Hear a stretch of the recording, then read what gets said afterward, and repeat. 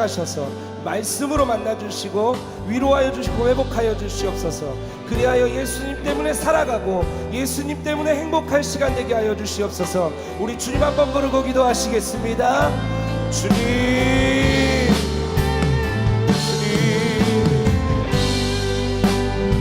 손을 높이 듭니다. 마음을 주께 활짝 엽니다. 하나님 이 시간에 말씀하여 주옵소서. 말씀 앞에 나아가기 원합니다. 성령이여 이 시간에 함께하여 주십시오. 슬픔 대신 일하기 죄 대신 화관이 근심 대신 찬송이 찬송의 옷을 주셨네. 슬픔 대신 일하기 죄 대신 화관이 근심 대신 찬송이 찬송의 옷을 주셨네.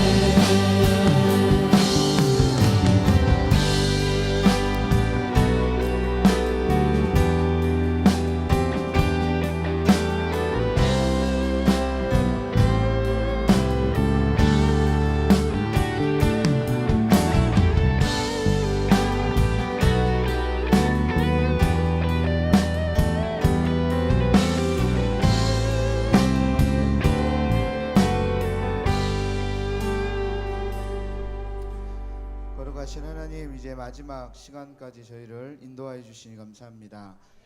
이 시간에도 집중하게 하시고 또 깨닫는 은혜가 있게 하시고 힘을 얻게 하시고 또 하나님의 말씀 가운데 또 평안함을 누리며 또 돌아갈 수 있는 귀한 시간 될 수 있도록 인도하여 주옵소서.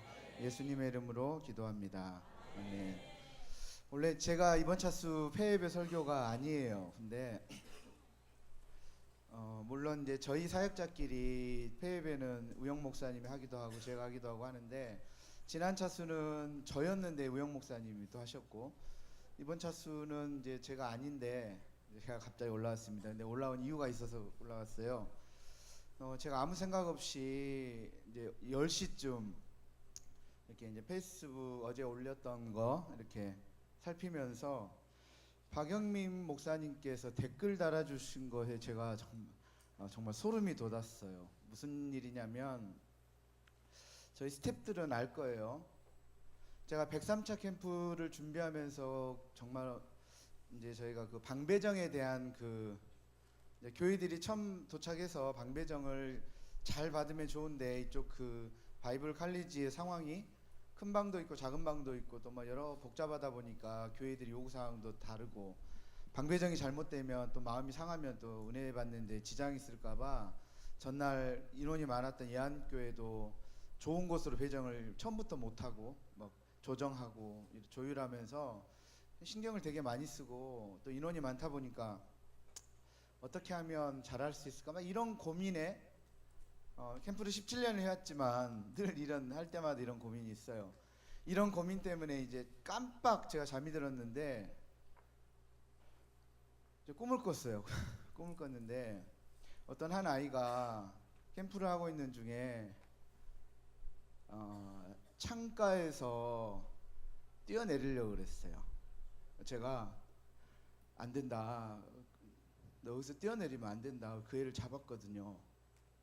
그리고 이제 잠이 깼어요. 그래서 그 이야기를 스태프들하고 했어요. 내가 스트레스가 많아서인지 모르겠는데 이런 꿈을 꿨다. 그렇게 잊어버렸습니다. 그리고 그 이야기를 박영민 목사님께 했죠. 목사님, 제가 이번 103차 준비하면서 참 이런 꿈까지 꾼다, 이런 꿈 꿔보기 또 처음이네요, 막 그러면서 스태프들하고 나눴어요.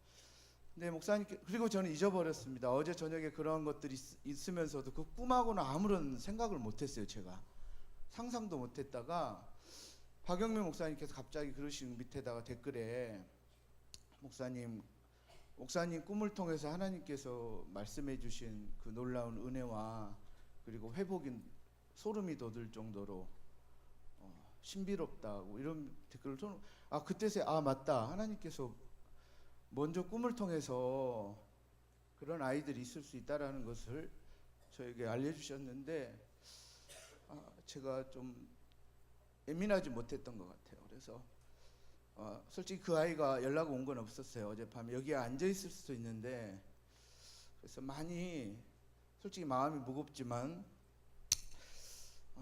그래서 제가 회개하는 마음으로, 그리고 또 마지막 시간인데 분명히 하나님께서 돕는 은혜가 있다라는 것을 나누고 싶어서 이 시간에 섰습니다. 잠깐 말씀 볼게요. 히브리서 4장 16절 말씀 그냥 화면 보시면 되겠습니다.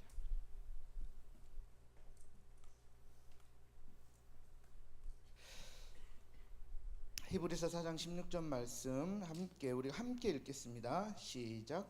그러므로 우리는 긍휼하심을 받고 때를 따라 돕는 은혜를 얻기 위하여 은혜 보좌 앞에 담대히 나아갈 것이니라. 아멘. 그래서 제 이야기를 좀 나누려고 합니다.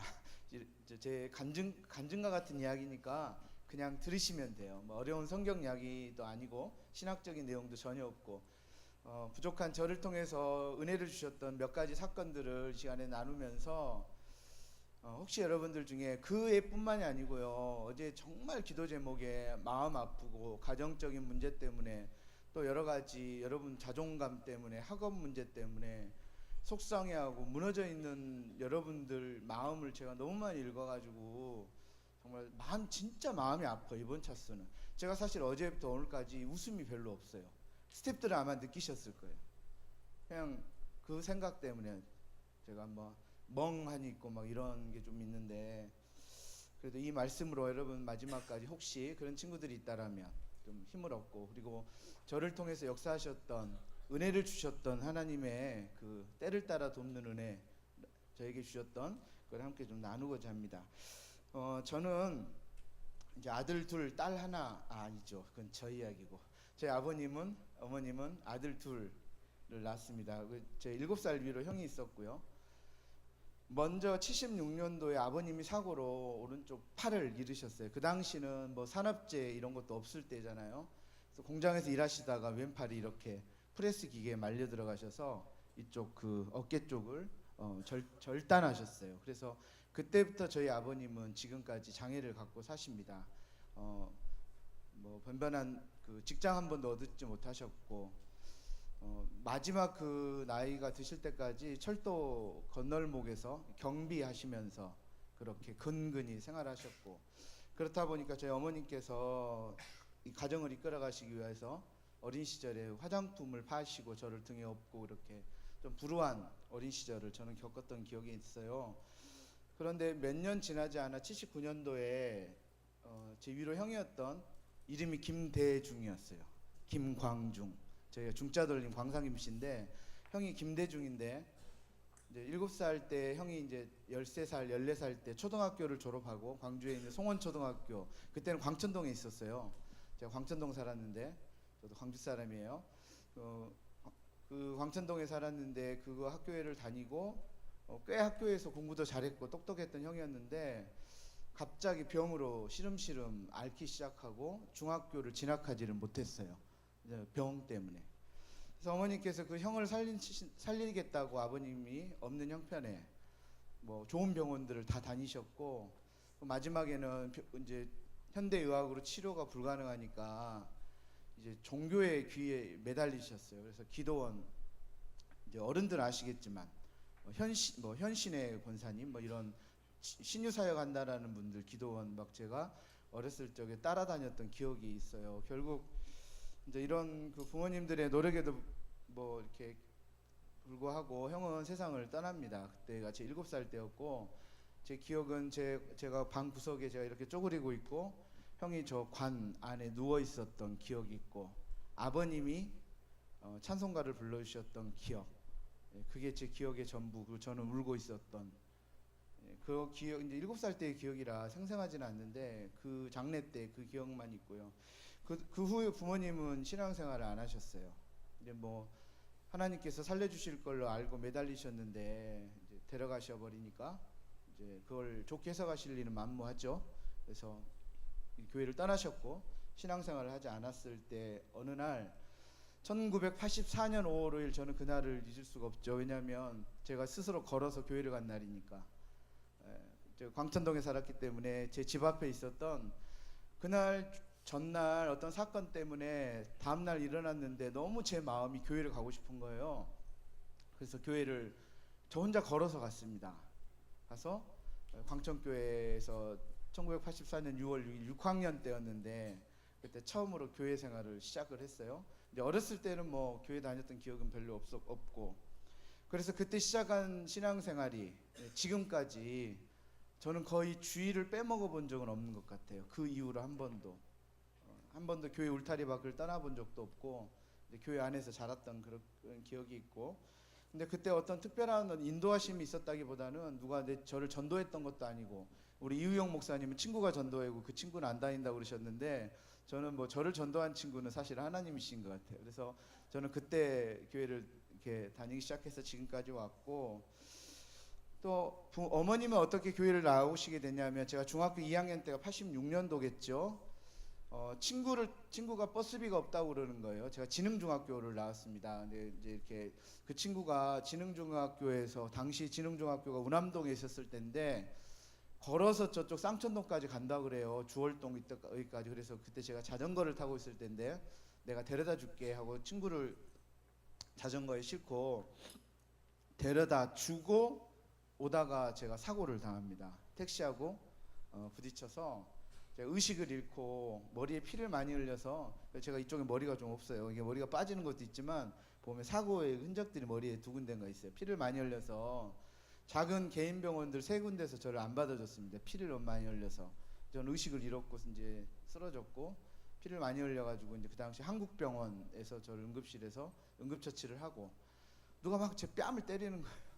막 뺨을 때려서 그때 정신을 차렸어요. 전화번호가 어떻게 되냐 그래서 무의식 중에 이제 전화번호 이야기를 하고 자, 그 전화를 받았던 어머님은 어떤 마음이셨을까요? 형이었던 제 김대중이었던 형은 7년 전에 7년 전인가요? 그냥 떠나버려 하나밖에 없는 아들인데 딸도 없는 아들 하나밖에 안 남았는데 병원 응급실에서 빨리 병원으로 오라는 전화를 받으셨을 때 어머니의 마음은 어떠셨을 것 같아요? 예. 어머니 그때 택시 타고 가시면서 그렇게 기도했다고 하시더라고요. 이게 다 제 잘못 때문이다. 만약에 이 아들을 살려주시면 내가 다시는 교회를 떠나지 않겠다. 하나님 절대 떠나지 않겠다. 그 기도를 들으시고 병원에 와서 제가 2달 반 동안 병원 생활을 하고 퇴원을 하게 됩니다. 사실 사고라는 것은 좋은 게 아니죠. 교통사고가 좋을 리가 있겠어요. 근데 돌이켜보면 어머니를 돌아오시게 하기 위한 하나님의 하나의 섭리였다라고 저는 그렇게 해석을 합니다.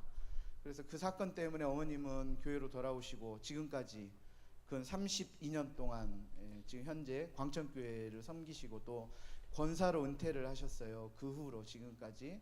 그리고 지금 열심히 저의 목회를 돕고 기도의 동역자로 계시는데 그런 사건이 하나 제 있었는데 이것도 역시 저는 제 인생 가운데 때를 따라 도우셨던 하나님 은혜였다라고 저는 이제 생각이 되어지고요. 또 3번째 사건은 저는 인생의 91학번입니다. 91학번에 비슷한 목사님들이 누가 있냐면 어제 말씀 전해주셨던 김도훈 목사님이 91학번이고요. 이무현 목사가 91학번이고요. 또 강은도 목사가 91학번이고요. 그래서 다 친구들입니다. 이렇게 또래 91학번, 인생의 91학번.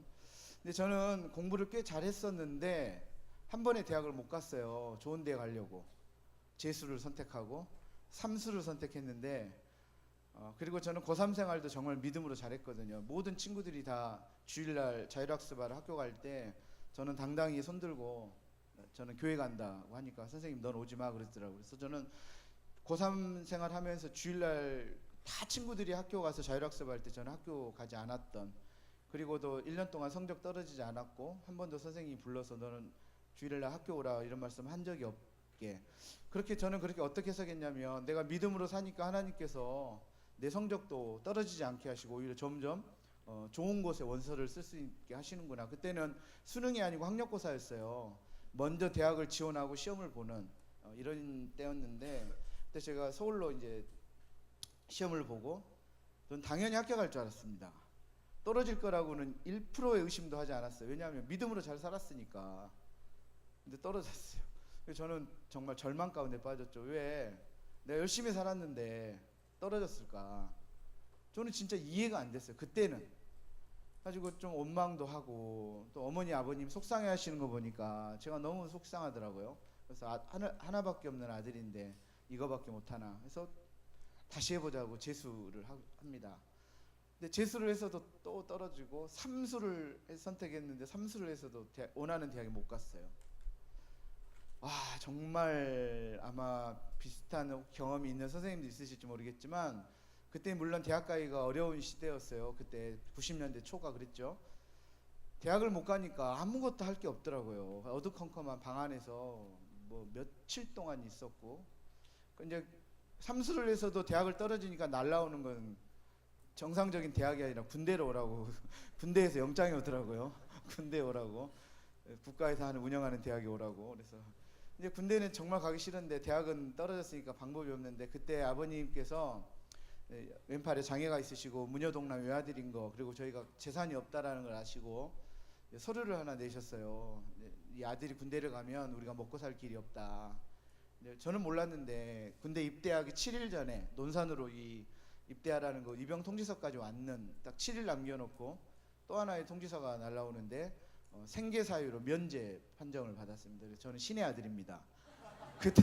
그때 면제 받기는 지금보다 훨씬 어려울 때입니다. 그때는 정말 줄과 백이 아니면 절대 면제 받기 어려운 시절인데, 그때 제가 면제를 받아서 또 새로운 인생이 또 시작되죠. 그래서 저는 또 그것도 또 이게 또 하나님이 뜻이 있나 보다. 이제 대학보다는 내가 돈을 벌어야겠다 생각하고 이제 서울로 올라가서 일을 하게 되는데, 우리 삼촌, 그러니까 어머니의 동생 외삼촌의 사업을 도우려고 그 직장에 들어가는데 알고 봤더니 외삼촌 이분이 좀 사기를 쳤어요. 그러니까 이제 위령회사를 만들어 가지고 직원들을 모집해서 이렇게 고의로 부도를 내고 도망가는 식으로. 몰랐죠. 근데 저를 또 이용을 해서 그 못된 짓을 했더라고요. 그래서 제가 그 위장 그 사기 사건에 휘말려서, 뭐 때문에? 조카라는 이유 하나 때문에 직원들이 저를 공범으로 생각하고, 제가 살고 있었던 그 서울 면목동으로 와서 그 놀이터에서 저를 놀이터에 밤에 꿀에 앉혀놓고 저를 린치를 가하고 저에게 폭행을 했습니다. 내일까지 돈을 갚지 않으면 가만두지 않겠다. 그래서 그때 막 그 여러 사람에게 폭행을 당하면서 저는 일단 저도 피해자인데 제가 막 맞고 이렇게 저런 소리를 들어야 한다는, 그때 당시는 공포였어요. 이러다 죽을 수도 있겠구나 이 사람들한테. 그래서 그날 밤에 주섬주섬 짐을 싸서, 이제 그때가 94년 초입니다. 짐을 싸서 이제 이렇게 무작정 어딘가로 피해야겠다라는 생각을 들고 이제 길을 떠난 게 전주였어요. 근데 전주를 제가 한 번도 와본 적이 없던 곳인데, 94년도에 그 사람들을 피해서 전주에서 몇 달 동안 기거하면서 정말 속상하더라고요. 그래서 그때 죄송합니다만은 이렇게 술도 입에 대고 괴로우니까, 그리고 뭐 그때 아는 사람도 없죠. 뭐 그 삼촌에 대한 원망, 사람들에 대한 원망이 또 막 계속 자라나서 막 복수를 하고 싶은 막 이런 게 막 마음에서 올라오더라고요. 그래서 그때 이제 지금 생각해 보면, 야, 이거 범죄라는 게 이게 종이 한 장 차이구나. 이게 생각 잘못했으면 저도 범죄자가 될 수 있었을 그런 시절을 그렇게 94년도에 이렇게 보냈던 기억이 있어요. 근데 이제 그때 이제 그 어머니께서 또 여름에 올라오셔서 눈물로 저에게 호소를 하세요.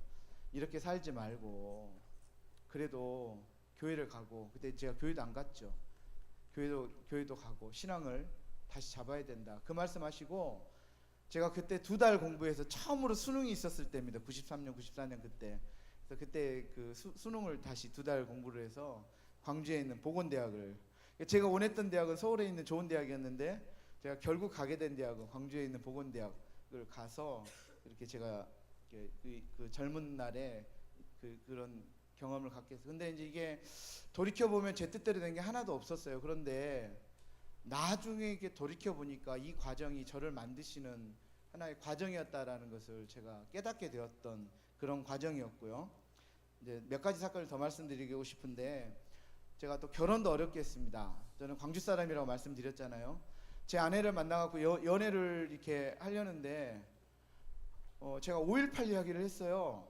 5.18이 있었다. 나는 어렸을 때부터 너무 광주 사람이라 생생하고 이런 정말 역사에 아픈 사건이 있었다. 제 아내는 처음 듣는 이야기라는 거예요. 서울 여자였는데 저를 이상하게 보는 거예요. 그래서 제가 너무 화가 나서 제가 연애할 때 서울에서 이 망월동 묘지까지 데려왔어요. 그래가지고 5.18 그 공원묘지까지 가서 다 보여주고 이런 역사 이런 일들이 있었다 이런 이야기를 하니까 심각해져 가지고 이제 집에를 가더니 다음날 저한테 그래요.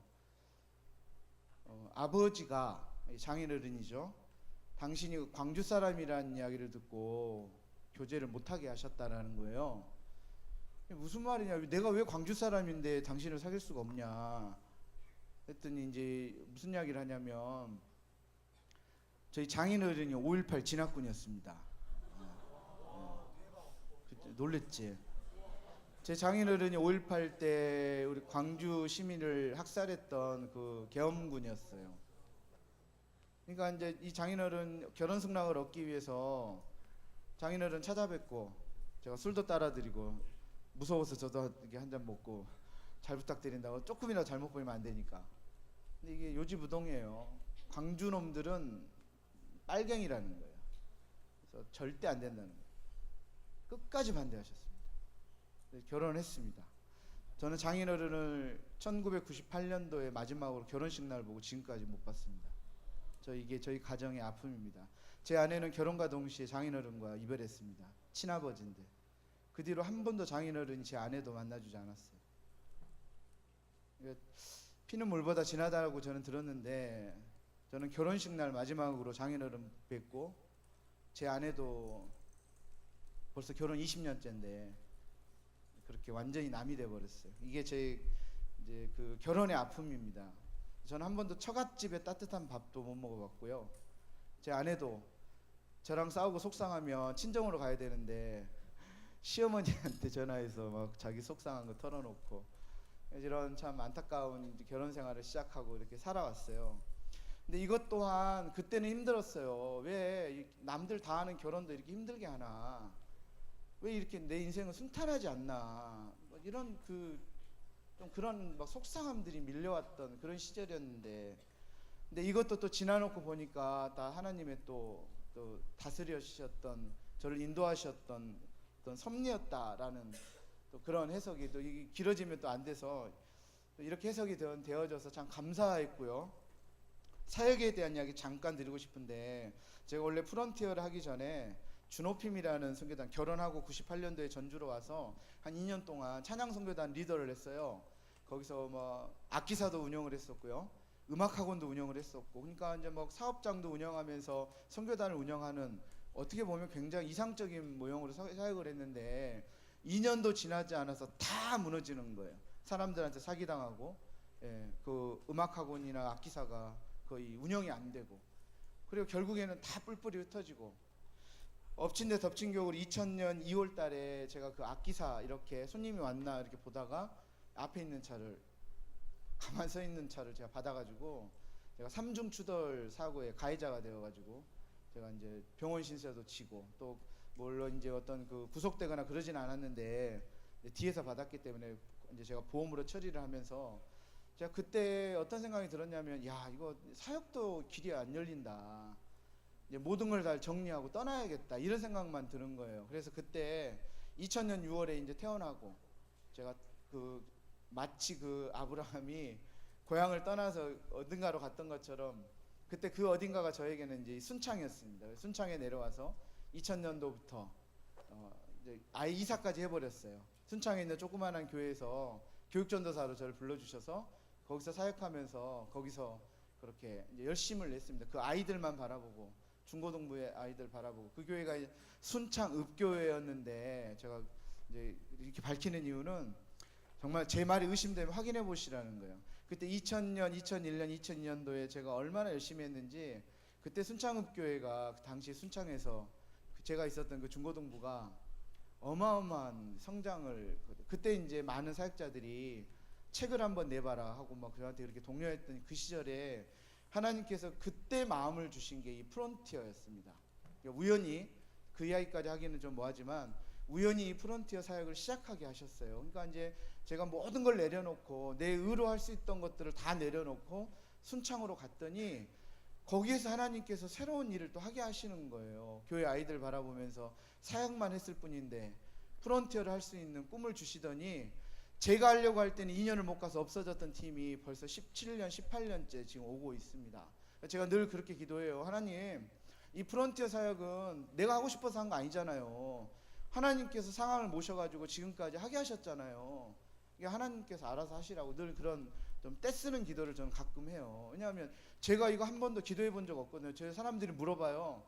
목사님 어떻게 프론티어 사역 하시게 됐냐고, 어떻게 준비하셨냐고. 저 준비한 거 없다니까요. 기도해 본 적도 없어요. 근데 하나님께서 상황을 모시니까 어쩔 수 없이 캠프를 준비하게 했는데 그냥 한 번 하고 말려 그랬어요. 찬양 컨퍼런스도 한 번 하고 말려 그랬는데 9년을 했고요. 캠프도 한 번 하고 말려 그랬는데 지금까지 17년, 18년 동안 하여오고 있어요. 이게 저는 늘 하나님께 그렇게 아까 말씀드렸던 것처럼 이건 하나님께서 하라고 하신 거니까 하나님께 책임지십시오. 늘 그런 기도하는데 그런 기도 이제 프론티어 사역 중에 이제 많은 스태프들과의 만남이 있지만 우리 음향을 보고 있는 우리 최기용 간사 저랑 17년째입니다. 박수 한번 주실래요? 뒤에 있나? 손 한번 들어주세요. 잘 안 보여. 17년 동역자. 그리고 우리 이우영 목사님 아까 찬양인도 하셨던 우리 이우영 목사님은 2004년부터 지금까지 몇 년이에요? 16년을 함께하고 있습니다. 그리고 감사합니다. 그리고 한 명만 더 소개하자면 많은 사람들이 있지만 우리 문종인 간사 찬양 인도하고 이프를 진행하고 벌써 저와 12년을 함께 하고 있고요. 이런 고맙습니다. 이런 사역자들과의 만남은 정말 사소한 만남이었어요. 그냥 스쳐 지나가듯 어떤 분이 소개를 해줬는데 우연히 찾아가서 이야기하다가 여기에 오게 됐고 문종인 전도사 같은 간사 같은 경우는 여러분과 같은 중학교 때부터 참가자였어요. 빡빡머리 조그만한 애가 막 여기 와가지고 막 뛰고 이러던 애였어요. 2003, 4년도, 5년도 늘 저희 캠프에 왔던 어딨지? 여기 있네 여기. 한번 저 귀여운 모습에 한번 이렇게 머리만 없애보세요. 그러면 옛날 그게 떠오르실 텐데 이런 우리 사역자들과의 만남들이 제가 생각했을 때요 한 사람과의 만남만 없었어도 프론티어는 없습니다. 왜냐하면 이 사람들이 없었으면 제가 여기까지 올 수가 없었거든요. 근데 그 우연한 만남인 것 같은 만남까지도 하나님께서 때를 따라 도우셨던 은혜였다라는 것을 나중에서야 제가 깨닫게 되었죠. 그리고 이제 한 두 가지만 더 말씀드리고 마무리하려고 하는데 제가 2년 전에 개척을 했습니다. 전주에.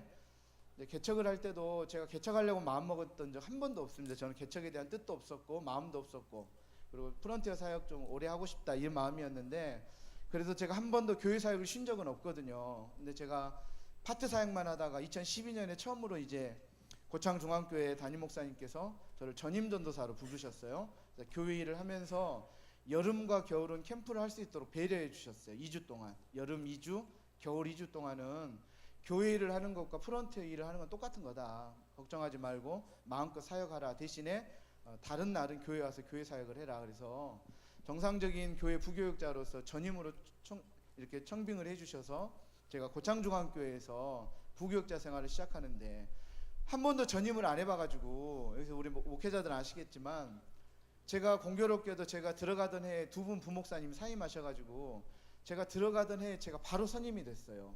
제 뒤로 제 밑으로 이제 제 전임 사역을 하시는 전사님들이 제가 전도사다 보니까 부목사를 청빙을 못하고 저를 배려하는 차원에서 전임 전사를 청빙하셔가지고 저를 선임으로 사역을 하게끔 하셨는데 제가 목회 경험이 없다 보니까 교회 행정이나 일에 너무 서툰 거예요. 정말 목사님께 많이 혼났어요.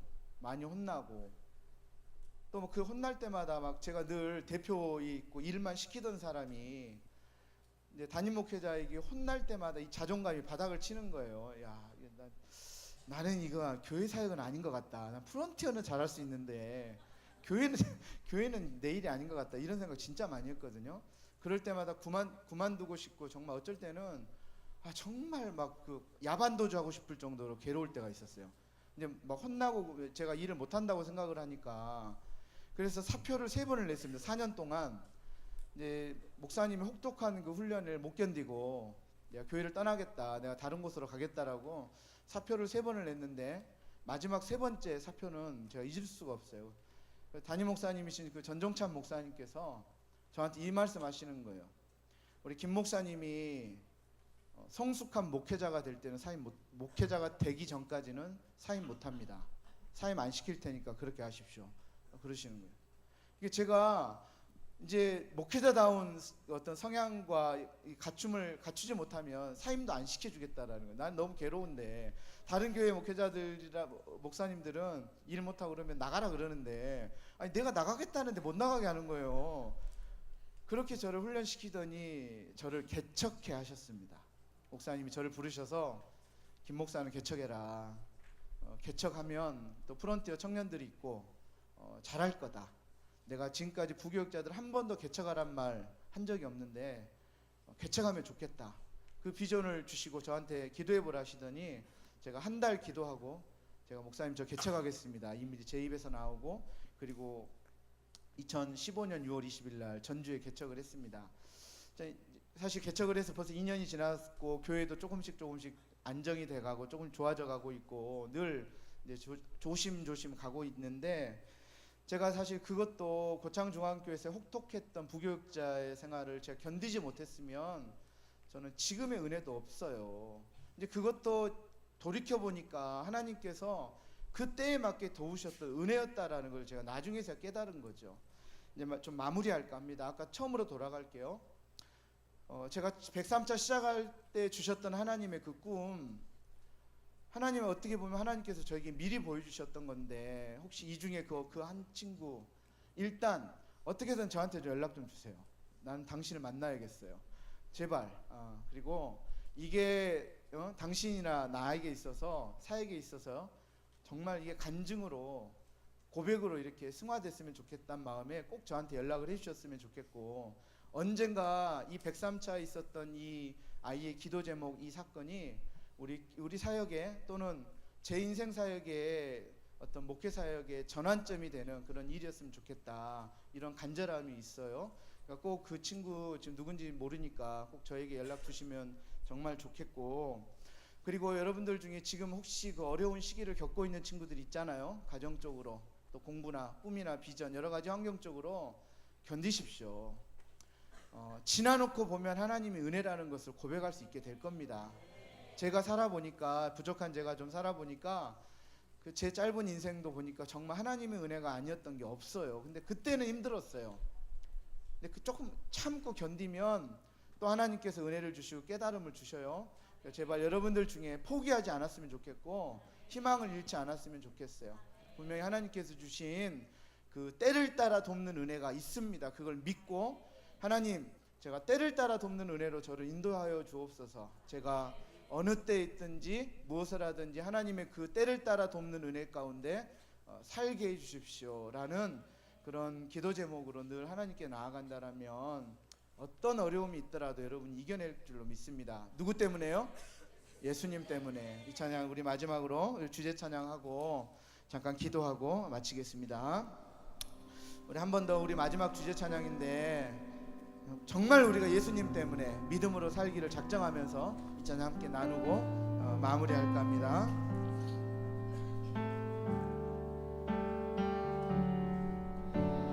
위대한 그 사랑으로 십자가 주님 지셨네. 세상 속에 빛 되었네. 주님의 피로 사셔서 주님의 피로 사셔서 영원한 생명 주셨네. 값없이 주신 그 참 사랑. 예수 때문에 예수 때문에 살아가고 예수 때문에 찬양하고 예수 때문에 완전하고 예수 때문에 사랑받고 예수 때문에 행복하고 예수 때문에 의롭고 예수 때문에 다시 한번 할게요. 위대한 그 사랑으로 십자가 주님 지셨네 세상 속에서 세상 속에 빛 되었네 주님의 피로 사셔서 주님의 피로 사셔서 영원한 생명 주셨네. 영원한 생명 주셨네 값없이 주신 그 참사 예수 때문에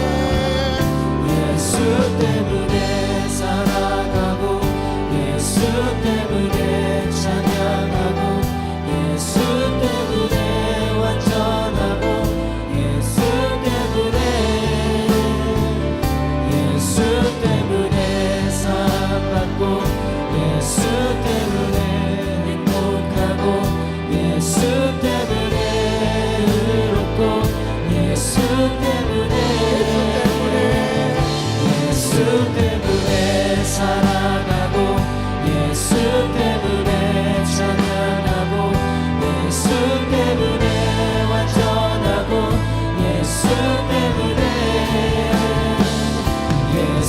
때문에 사랑받고 예수 때문에 행복하고 예수 때문에 의롭고 예수 때문에 우리 이 시간에 마지막으로 한 번만 기도할게요. 기도할 때 어떻게 하게 하고 그랬죠? 자, 무릎을 꿇을 수 있는 분들은 무릎을 꿇고, 우리 아까 두 손 들고 찬양했는데 또 두 손을 드실 수 있는 분들은 두 손을 높이 들고, 하나님 저를 도와주십시오. 무릎을 꿇는 이유는 하나님, 내가 정말 하나님 인도하심을 받는 마음으로 무릎을 꿇습니다. 하나님 인도하심이 없이는 내가 한시도 살 수 없는 존재이고 하나님의 도움 없이는 한시도 살 수 없는 존재이오니 하나님, 이 시간 말씀 가운데 하셨던 것처럼 때를 따라 돕는 은혜로 나를 인도하여 주옵소서. 내가 인생을 살아가는 날 동안 이 은혜로 인하여 예수님 때문에 살아가는 인생 되게 해주십시오. 우리가 마지막으로 한번 결단하며 기도하며 나아가겠습니다. 기도합니다. 하나님, 예수 때문에 살아가고 예수 때문에 찬양하고 예수 때문에 완전하고 예수 때문에 사랑받고 예수 때문에 행복하고 예수 때문에 의롭고 예수 때문에 찬양하고 예수 때문에 찬양하고 예수 때문에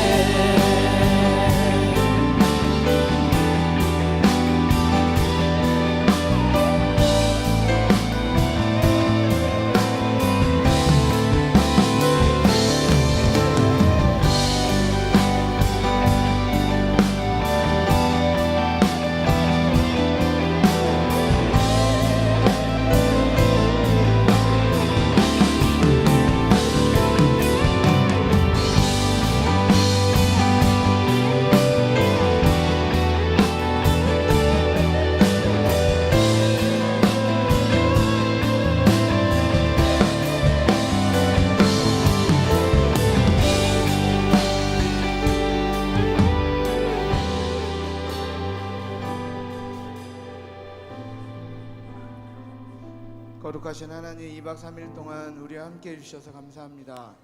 이제 우리가 하나님 앞에 예수 때문에 살기로 작정하고 예수님 한 분께 모든 인생을 걸고 주님의 인도하심에 따라 또 살기로 작정하며 나아가오니 하나님 우리와 함께하여 주옵소서. 무릎을 꿇고 두 손을 들고 하나님의 인도하심을 구한 모든 사랑하는 우리 학생들, 참가자들, 청소년들 위해, 그리고 이들을 지도하시는 선생님들, 목회자님들 다 하나님 한 명 한 명 살펴주시고 인생을 인도하여 주옵소서. 하나님께서 함께해 주시기를 바라옵고 우리 주 예수 그리스도의 은혜와 하나님의 그 크신 사랑하심과 성령님의 인도하심이 오늘도 예수 때문에 살고 예수 때문에 죽기로 다짐하는 사랑하는 모든 우리 참가한 교회와 우리 어린 학생들, 그들을 지도하는 교사 선생님들, 모든 목회자들 위해, 그들의 가정과 직장과 일터와 교회 위에, 그리고 조국 대한민국 위해 지금부터 영원까지 함께 하시기를 간절히 축원하옵나이다.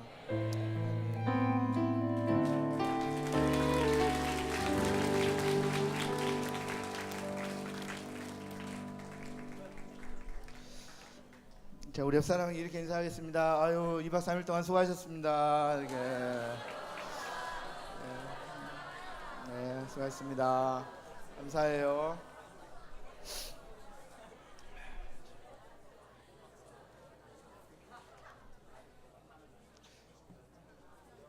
네, 아무튼 감사해요. 아무튼 감사합니다. 정말 모든 게 다 감사하네요. 제가 이거 이유영 목사님 어디 계세요? 이거 와서 시상 좀 해줘. 내가 지금 막 계속 감정이 추스려지지가 않아가지고 시상 좀 해주세요. 시상 좀. 계속 눈물 나와요 저 지금. 제가 한번 터지면 이래요. 수습이 안 돼요. 수습이. 에? 아니 그 눈물의 시상식이 되면 안 되잖아요. 눈물의 시상식이 되면. 그래서 오늘 그 시상은 우리 이우영 목사님, 우리 저의 17년 16년인가? 아무튼 오랜 동역자이자 제가 이 사람 인생을 바꿔놨어요. 그 학원 강사하고 살겠대요. 그래서 내가 아니다. 그래서 제가 신대원을 권유해서 신대원에 가서요 목사가 돼서 이 자리에 섰습니다. 저 고맙다 빨리 해주세요. 한마디만. 감사합니다.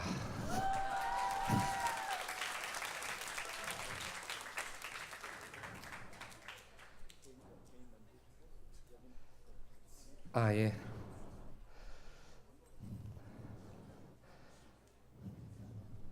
네. 뭐 하다 보면 되겠죠. 뭐. 14년 전. 네. 이 시간을 인도해 본 것도 처음인 것 같습니다.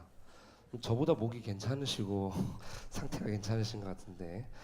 자, 그러면 먼저 미니올림픽 개인전 시상을 하도록 하겠습니다. 상품은 문화상품권 2장이에요. 자, 해당되시는 분 앞쪽으로 나와주시면 될 것 같습니다. 성경 퀴즈입니다. 목포 성산교회 김주연 나와주세요. 네. 찬양을 잡아라 익산 예안교회 김희근. 머리 흔들기 전주 예그린교회 박유신. 림보 광주 대인교회 김성은. 시흥조용교회는 가셨다고 했죠. 광주 찬양권능교회 임예리. 네, 박수 좀 쳐주시고요. 전주 드림교회 황희. 네, 그다음 목포 그리스도의 교회 정세리. 자, 그다음에 여자 팔씨름. 뭐 미리 알고 일어서시는 것 같은데, 네, 누가 봐도 여자 팔씨름 우승자 같습니다. 목포 성산교회 이다혜. 네. 자, 탁구 익산 예안교회 최유찬. 네. 김희근. 네, 일단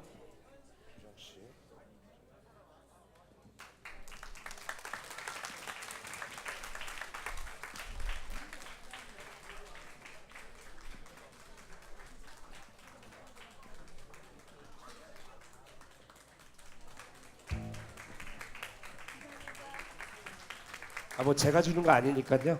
자, 우리 조금만 가까이 사진 한번 찍어야 되거든요. 예, 다 나오나요? 더 와야 돼요? 더? 더? 좁혀달라고? 예, 오케이. 어깨 동무, 팔씨름 무슨 어깨 동무 안 하면은 팔씨름으로 넘어뜨릴 것 같아요. 자, 사진 한번 찍읍시다. 하나, 둘, 셋. 됐어요? 감사합니다. 박수 한번 주세요. 들어가시고요. 자, 이제 단체전입니다. 자, 미니올림픽 결과 시상하도록 하겠습니다. 3위. 1위인가요? 이게 공동 1위예요? 진짜요?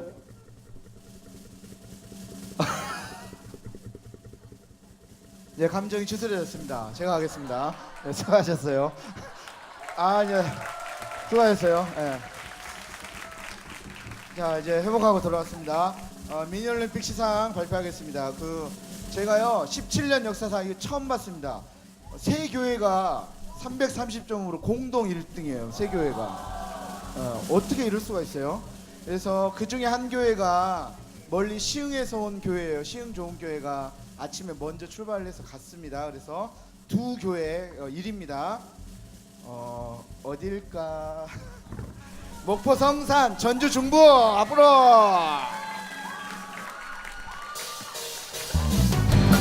자, 대표자 앞으로 오세요. 자, 전주 중부교회.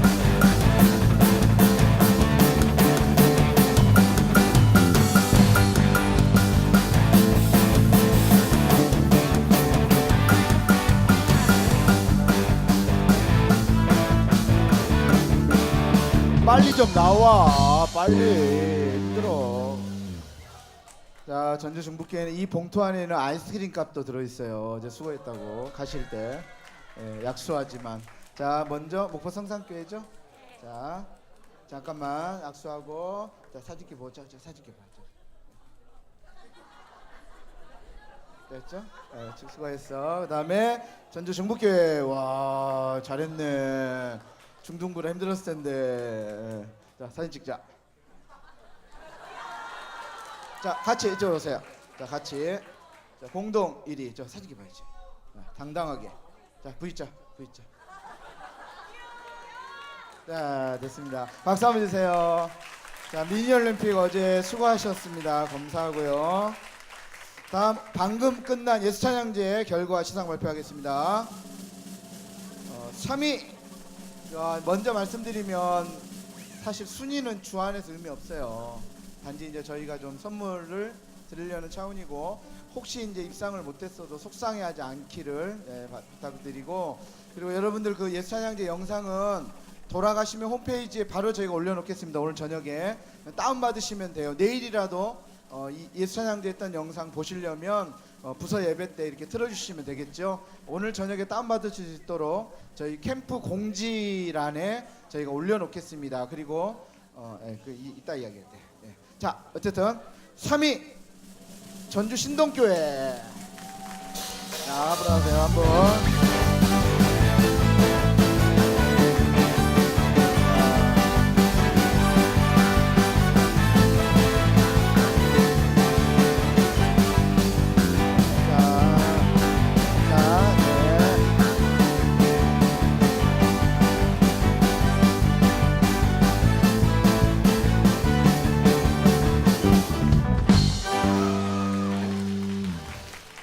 수고했어. 2위 발표하겠습니다. 2위 어딜까? 목포 성산 2위 나오세요.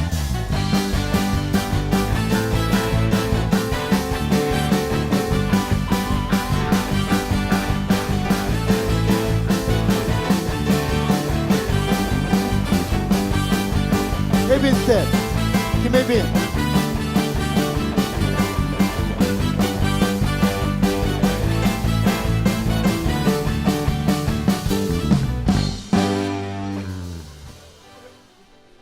자, 예, 잠깐 뭔가 뭐가 좀 문제가 발생돼서, 네, 이거 맞습니다. 자, 제가 나왔다 우리 친구네. 자, 한 번 더 사진 이렇게. 이제 부끄러운데 이렇게. 아, 쑥스러워. 아, 이거 어떻게 해야 되지 이럴 때는?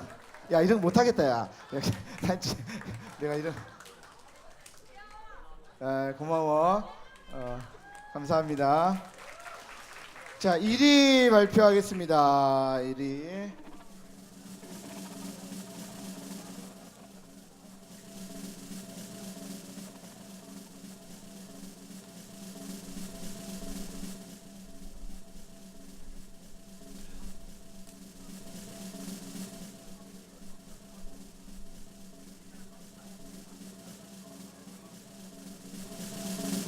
발표하겠습니다. 1위입니다. 익산 예안 고등부.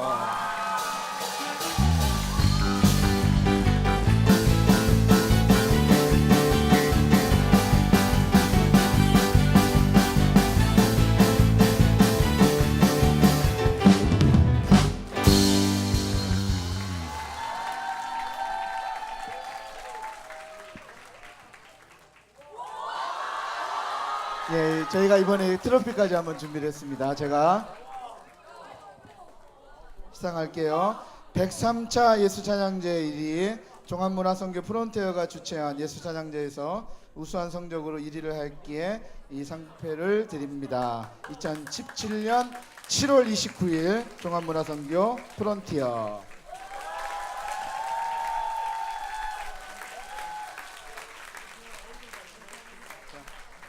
이렇게. 자, 여기다 하는 것이. 자, 우리 친구 그래도 소감 한 말씀. 감사합니다. 네, 감사합니다. 예. 그 사실대로 말씀드리면 익산 예안교회 중등부도 이제 순위에는 있었는데 두 교회를 한꺼번에 한 교회이기 때문에 이제 중등부는 양보했다라고 생각하시면 돼요. 다른 교회한테. 예, 감사합니다. 이렇게 해서 예수찬양제의 모든 결과 말씀드렸고요. 예, 수고하셨고, 자 이제 폐회 광고하겠습니다. 예수찬양제 홈페이지 오늘 여러분 2박 3일 동안 모든 찍은 사진도 홈페이지에 올라갑니다. 홈페이지에 들어오셔가지고 사진도 보시고 예수찬양제 영상도 보시고, 그리고 그 받은 은혜를 그 자유 게시판에 이렇게 남겨주시면 또 선물 보내드리겠습니다. 여러분 받았던 은혜 또 깨달았던 은혜들이 있으면 이렇게 나누어 주시면 참 좋겠고요. 그 다음에 신입 스텝은 여러분들 중에 고3 친구들 6개월 동안 한 4, 5개월 동안 잘 마무리하시고 내년 겨울 캠프 준비할 때 프론티어에서 함께 이렇게 스텝으로 섬겨보시면 어떨지. 요즘 스텝이 참 힘들고 어려워요. 이렇게 모집하는 게 좀 많은 친구들이 스텝으로 지원해 주셨으면 좋겠습니다. 방법은 홈페이지에 보면 이제 스텝 신청란이 있어요. 그곳에서 신청하시면 되겠습니다. 꼭 여러 친구들이 의사는 보여주셨는데 캠프 끝날 때는 많은 친구들이 스텝 하겠다 그래요. 근데 12월이 되면 제가 뭐 무슨 일이 있고 다 못한대요. 참 쉽지가 않아요. 또 그 혹시 마음 있는 분들은 좀 마음을 지키셨으면 좋겠고, 나가실 때 명찰은 가져가셔도 되지만 혹시 필요 없으시면 그 겉지만 이렇게 속지는 가져가시고 좀 겉지만 좀 저희들 주시면, 저희가 사실 프론티어가 좀 어렵습니다. 그래서 이 그 줄 하나도 좀 고가예요. 이렇게 많이 하다 보니까. 그래서 좀 상태가 좋은 것은 또 다음 차수 때 또 이렇게 쓸 수 있도록 할 테니까 좀 반납해서 주시면 더 좋겠고, 계속해서 여러분 카카오 TV 어플 카카오 TV에서 저희 캠프 중계합니다. 혹시 이제 더 방송을 통해 은혜 받고 싶은 친구들은 여러분 카카오 TV 와이파이 되는 데서 이렇게 주무시기 전에 저녁에 이렇게 저녁 집회에 들어오시면 되겠습니다. 비밀번호 뭐라고요? 1, 2, 3, 4, 5예요. 5까지 1, 2, 3, 4만 치고 왜 안 돼요? 막 그러면 안 돼요. 1, 2, 3, 4, 5 꼭 기억해 주시면 감사하겠고, 네, 됐습니다. 다음에도 저희 프론티어를 꼭 기억해 주시면 감사하겠습니다. 선생님들 꼭 기도해 주세요. 고맙습니다. 모든 순서 마쳤습니다. 감사합니다.